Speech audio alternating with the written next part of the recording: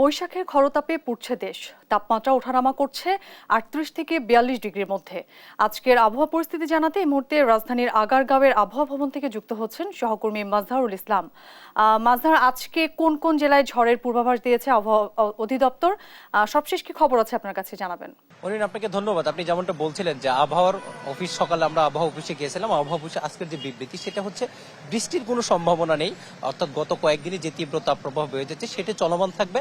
রাজশাহী এবং খুলনা বিভাগকে তারা আবহাওয়া অফিস যে বার্তা দিয়েছে সেটা হচ্ছে যে অতি তীব্র তাপমাত্রা সেদিকে চলমান থাকবে। আজকে ঢাকার যে পরিস্থিতি সেটি বলেছেন গত কয়েকদিনে যে পরিমাণ ঢাকায় তীব্র তাপপ্রবাহ ছিল সেই তুলনায় আজকে কিছুটা কমেছে।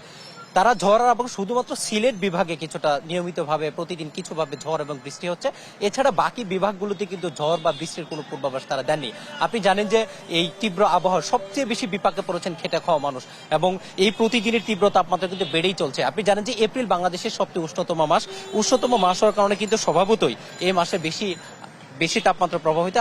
তবে জলবায়ু পরিবর্তনের কারণে বাংলাদেশে গত কয়েক বছরে কিন্তু এপ্রিল মাসে যে পরিমাণ তাপমাত্রা বাড়ছে সেটি কিন্তু সাধারণ মানুষকে বিপাকে ফেলছে। সবচেয়ে বেশি বিপাকে পড়েছেন যারা খেটে খাওয়া মানুষ। আমরা যদি একটু যারা এই জীবিকার তাগিদে যারা বাইরে বের হয়েছেন তাদের সাথে যদি কথা বলি, চাচা আজকে গরম কেমন দেখছেন? অতিরিক্ত গরম বাবা, টিকা যেতেছে না। এক টিপ মারলে আর এক টিপ মারতে পারি না, গরমে কাবু হয়ে যেতেছে। খুবই গরম, মানে অস্থির অবস্থা।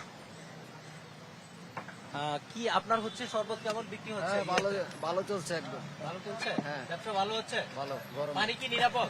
হ্যাঁ, পানি ফিল্টার পানি বোতল। যে অর্থাৎ মানুষ কিন্তু জীবিকার তাগিদে তাদের কর্মস্থলে বের হচ্ছেন এবং তাদেরকে কিন্তু এই কাজগুলো করতে হচ্ছে, কিন্তু তারা যেটা বলছেন যে পরিমাণ তাপপ্রবাহ এটা এভাবে চলতে থাকলে তাদের জন্য খুবই কষ্ট হবে। অর্থাৎ আপনি জানেন যে ঢাকায় গত কয়েক বছর ধরে যে পরিমাণ তাপমাত্রা বেড়ে চলছে এতে কিন্তু সাধারণ মানুষ ভোগান্তিতে পড়ছে।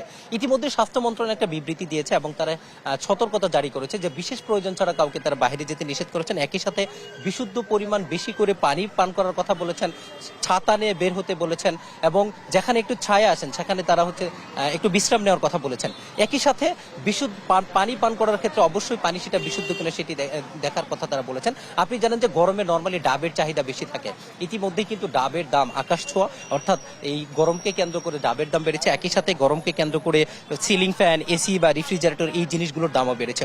অর্থাৎ মানুষের যে ভোগান্তি সেটা কিন্তু চরম আকার ধারণ করেছে।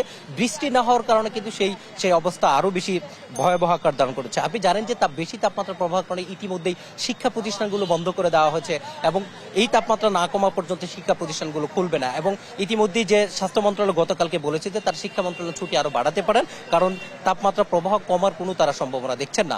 এই তাপমাত্রা প্রবাহের কারণে কিন্তু আপনার মানুষের হচ্ছে পানিবাহিত রোগ বৃদ্ধি পাচ্ছে এবং হাসপাতালগুলোতে কিন্তু প্রতিনিয়ত ভিড় বাড়ছে, এবং যার ফলে দেখেন মানুষকে কিন্তু এক ধরনের ভোগান্তি বা বিপর্যয় কিন্তু তাদেরকে পেয়েই বসছে, যার ফলে তারা একটু স্বস্তির বৃষ্টির আশায় আসেন যে যখন স্বস্তির বৃষ্টি আসবে তখন হয়তো বা তারা একটু স্বস্তি পাবেন। এই যে জলবায়ু পরিবর্তন, আপনি জানেন যে বাংলাদেশের তাপমাত্রা এখন পর্যন্ত 1975 সালে রাজশাহীতে 45 যে সময় 1 ডিগ্রি ছিল, ইতিমধ্যেই কিন্তু ঢাকার তাপমাত্রা 42.4 ডিগ্রি ছুঁই। গত কয়েকদিনে তাপমাত্রা বেশি থাকলো, আজকে একটু ঢাকার তাপমাত্রা তুলনামূলক কম। আপনি জানেন যে এই তাপমাত্রার মধ্যে ঢাকায় কিন্তু তীব্র যানজট দেখা দিয়েছে। আমরা যখন আবহাওয়া অফিসে আসছিলাম তখন আমরা তীব্র যানজট দেখেছি। এই তীব্র যানজটে কিন্তু মানুষের ভোগান্তি আরো বেড়েছে। অর্থাৎ এই যে মানুষের ভোগান্তি এই গরমকে কেন্দ্র করে, আপনি জানেন যে জলবায়ু পরিবর্তনের ফলে সবচেয়ে ক্ষতিগ্রস্ত দেশগুলোর মধ্যে একটি হচ্ছে বাংলাদেশ। জলবায়ু পরিবর্তনের ঝুঁকি মোকাবেলায় বাংলাদেশের অবস্থান কিন্তু সপ্তম। জলবায়ু পরিবর্তনে বাংলাদেশ দায়ী না হলেও এর ভোগান্তি কিন্তু বাংলাদেশকে নিতে হচ্ছে। আপনি জানেন যে সবচেয়ে বেশি কার্বন নিঃসরণকারী দেশ হচ্ছে চীন এবং যুক্তরাষ্ট্র। এই উন্নত রাষ্ট্রগুলোর কোনো কার্বন নিঃসরণের কারণে কিন্তু এই জলবায়ু পরিবর্তন হচ্ছে, এবং জলবায়ু পরিবর্তনের কারণে আমরা জানি যে আমরা একটা সময় শুনতাম যে মরুর দেশগুলো, অর্থাৎ সাব সাহারা অঞ্চলের যে দেশগুলো আছে আফ্রিকা এবং মধ্য এশিয়ার দেশগুলোতে এবং মধ্যপ্রাচ্যের দেশগুলোতে গরম বেশি পড়তো এবং এশিয়ার অঞ্চলগুলোতে 6 ঋতুর দেশ বলা হতো, কিন্তু বাস্তবতা ভিন্ন।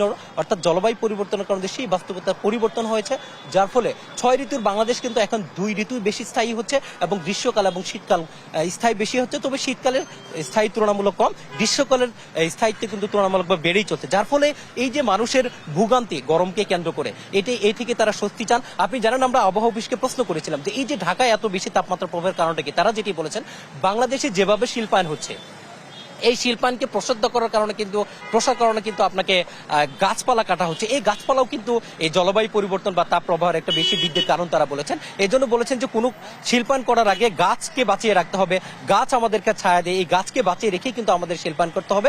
একই সাথে বেশি বেশি গাছ লাগানো তারা পরামর্শ দিয়েছেন এবং মানুষকে সতর্ক থাকতে বলেছেন, যাতে করে তারা বিভিন্ন ধরনের রোগ থেকে বেঁচে থাকতে পারেন। অর্থাৎ সব মিলিয়ে মানুষের ভোগান্তি চরম আকার ধারণ করেছে। স্বস্তির বৃষ্টি পরে তাদেরকে একমাত্র এই ভোগান্তি থেকে রক্ষা করতে এই জন্য তারা আশায় আছেন কখন সেই স্বস্তির বৃষ্টি আসবে এবং যাতে ফলে তারা এই ধরনের বিপর্যয় থেকে তারা রক্ষা পাবেন। এই ছিল আমার কাছে রাজধানীর আগারগাঁও থেকে আজকের তাপমাত্রার সর্বশেষ খবর। অরিন। মাজহার, আপনাকে ধন্যবাদ। দর্শক, আজকের আবহাওয়া পরিস্থিতির খবর জানাচ্ছিলেন আমাদের সহকর্মী।